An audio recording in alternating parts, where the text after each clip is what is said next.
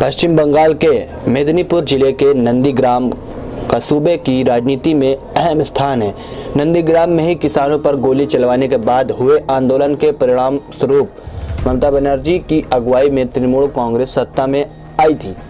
अब 10 साल बाद यही नंदीग्राम एक बार फिर से बंगाल के संग्राम का केंद्र बन गया है। ममता बनर्जी खुद यहां से चुनाव लड़ने का ऐलान कर चुकी हैं। अब बीजेपी भी कभी उनके भरोसेमंद रहे शुवेंदु अधिकारी को मैदान में उतारने की तैयारी में है।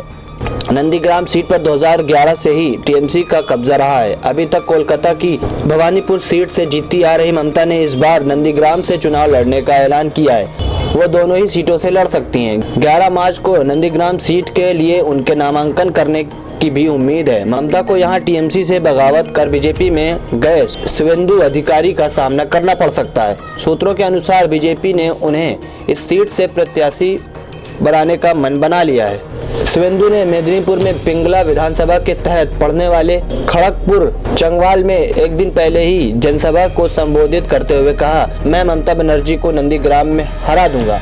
आप इस बात को लेकर आश्वस्त रह सकते हैं। अगर बीजेपी मुझे इस सीट से टिकट देती है तो मैं ममता को चुनाव में हरा दूंगा, और अगर मुझे टिकट न देकर किसी और को चुना जाता है तो भी मैं इस बात की जिम्मेदारी लूंगा कि ममता यहां से हार जाएं और इस विधानसभा में कमल खिले। शुवेंदु इससे पहले भी हुगली में जनसभा करते हुए नंदीग्राम को लेकर चुनावी रणनीति की बात कर चुके हैं। बीते 21 जनवरी को उन्होंने कहा था कि प्रमोद नंदीग्राम में आए 62,000 वोटों के भरोसे हैं, लेकिन मुझे 2,13,000 लोगों का सपोर्ट है जो जय श्री राम बोलते हैं। इसके साथ ही उन्होंने सीधा इशारा कर दिया कि वो बीजेपी और टीएमसी के वोटर्स के बीच सीधा ध्रुवीकरण की तैयारी में है। दरअसल बीजेपी ने पहले 2 चरणों के तहत पड़ने वाले 60 विधानसभा सीटों के लिए प्रत्याशियों को शॉर्टलिस्ट कर लिया है। बीजेपी बंगाल अध्यक्ष दिलीप घोष पार्टी की सेंट्रल इलेक्शन कमेटी के समक्ष